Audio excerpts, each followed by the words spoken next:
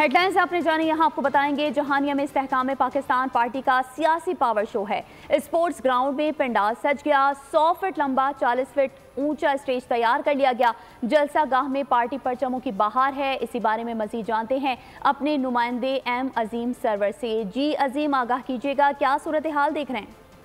इस्तेहकाम Pakistan party की जानिब से आज खानेवाल की तहसील जहानिया में भी जो अपनी सियासी कुव्वत का जो मुजाहरा करने जा रही है, इस्तेहकाम पाकिस्तान पार्टी की जानिब से जब से ये पार्टी बनी है उनका ना सिर्फ ये पहला जलसा है बल्कि खानेवाल की तहसील जहानिया से उन्होंने अपनी सियासी कुव्वत का करने का मुजाहरा किया है। आज इस जलसे में जो इनकी तमाम क़यादत है इस इस्तेहकाम पाकिस्तान पार्टी की, वो ना सिर्फ इसमें भरपूर तरीके से शमूलियत इख्तियार करेगी। मैं इस वक्त मौजूद हूँ जहानिया के स्पोर्ट्स ग्राउंड में, जहाँ पर ये जलसे का जो एहतमाम किया गया है। इस वक्त जलसा गाह में आप देख सकते हैं कि 3000 से ज़ायद कुर्सी लगाई जा चुकी है और यहाँ पर 50,000 से ज़ायद अफराद की गुंजाइश है। सिक्योरिटी के हवाले से अगर बात की जाए तो फुल प्रूफ तकरीबन सिक्योरिटी के इंतजाम किए गए हैं।